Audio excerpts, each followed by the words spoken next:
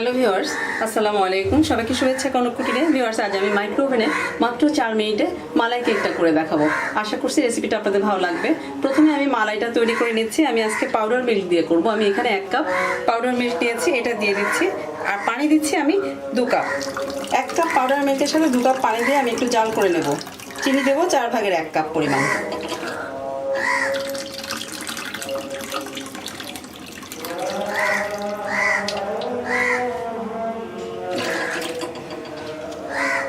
চিনিটা দিয়ে দিচ্ছি আমি 4 টেবিল চামচ, মানে 4 ভাগের 1 কাপ। এবার আমি জালটা দিয়ে দিচ্ছি, নেড়ে দিতে হবে। এবার আমি জালটা দিয়ে দিচ্ছি, মিডিয়ামে রেখে নেড়ে গুলে নিতে হবে। একবার বলক আসলে চুলাটা আমি বন্ধ করব, তারপর আমি কেকটা করে নেব। যেহেতু 4 মিনিটে কেকটা হবে, এই জন্য আমি আগে মালাইটা করে নিচ্ছি। প্যাকেট দুধ দিয়েও করে নেওয়া যাবে, আমি আজ পাউডার মিল্ক দিয়ে করলাম। পাউডার মিল্ক দিয়ে মালাইটা করলে একটু নোনতা নোনতা ভাব থাকে। আমি কেকে কোনো লবণ ইউজ করব না।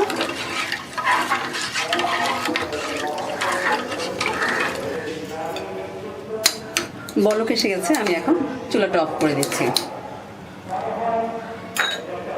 এবার আমরা কেকটা করে নেব। কেকের জন্য আমি 2টো ডিম নিয়েছি, রুম টেম্পারেচারে এনে তারপর আমি ভেঙে নিয়েছি। এখন আমি দিয়ে দিচ্ছি প্রথমে 1/2 কাপ চিনি। 1/2 কাপ চিনি দেওয়ার পরে আমি প্রথমে একটু বিট করে নেব।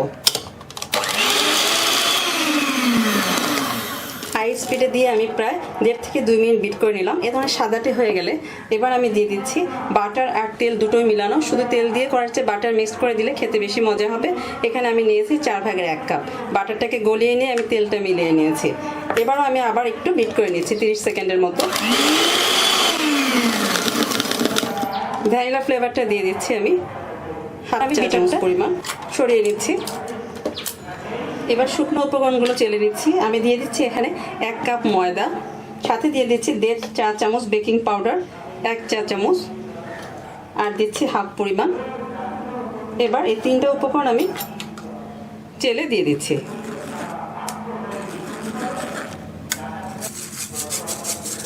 চালা হয়ে গেল। এবার আমি দিয়ে দিচ্ছি লিকুইড মিল্ক, দেবো আমি 1/4 কাপ। আমি 2 টেবিল চামচ পাউডার মিল্কের সাথে 2 টেবিল চামচ পানি গুলে নিয়েছি, এটাও দিয়ে দিচ্ছি আমি।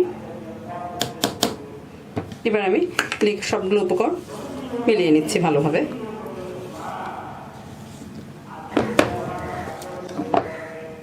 ভালোভাবে মিলিয়ে নেওয়ার পর এবার আমি এই পাইরেক্সের বাটিটাতে আমি বাটার ব্রাশ করে নিয়েছি। এবার ঢেলে দিচ্ছি কেকের ব্যাটারটা। এটাতে ঢেলে আমি মাইক্রোওভেনে মাত্র 4 মিনিট বেক করে নেব। হাই পাওয়ারে আমি 4 মিনিট দেব। তো চলুন ভিউয়ার্স, মাইক্রোওভেনে 4 মিনিটের জন্য দিয়ে দিচ্ছি। ভিউয়ার্স, আমি 4 মিনিটও লাগে নাই, 3.5 মিনিটে বের করে এনেছি। দেখে নিচ্ছি হয়েছে কিনা। হয়ে গেছে। অনেক সময় 4 মিনিট দিলেও সময়টা লাগে না, 3 মিনিট বা 3.5 মিনিট পরে একবার চেক করে নিতে হয়। হাতে ড্রাই লাগছে, হয়ে গেছে, অনেক সফট। এবার আমি দুধটা মোটামুটি ঠান্ডা হয়ে গেছে আর কেকটা গরম আছে, আমি এই মালাইটা ঢেলে দিচ্ছি।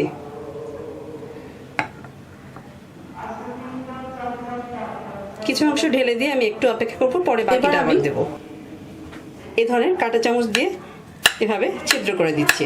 দুধটা কিছু অংশ দিয়ে তারপরে আমি এভাবে ছিদ্র করে দিচ্ছি।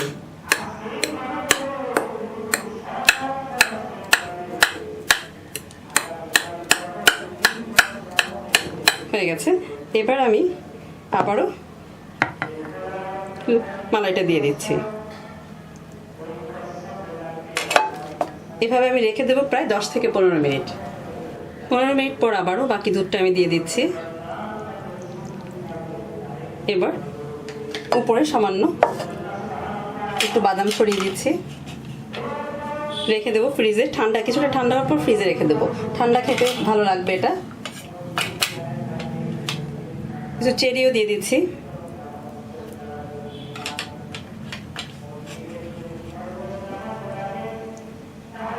ফিরে আসছি পুরোপুরি ঠান্ডা হওয়ার পর। ভিউয়ার্স, পুরো 2 কাপ দুধে লেগেছে, আমি পুরোটাই দিয়েছি। এখন কেটে দেখাচ্ছি কতটা সফট হয়েছে।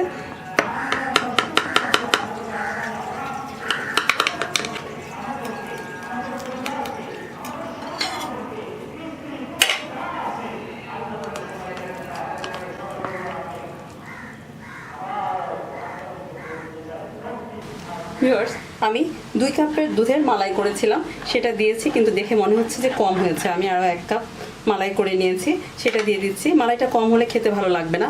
উপরে আবারও দিয়ে দিচ্ছি আমি যে পিসটা আমি কেটে নিয়েছি, সেটা তো দিয়ে দিচ্ছি। মালাইটা কম হলে আবার করে দিয়ে দেওয়া যাবে, তারপরও একটু ভেজা ভেজা হলেই খেতে মজা। আমি একটু দেখাচ্ছি কেটে, এটা সরিয়ে রাখছি। কতটা সফট হয়েছে,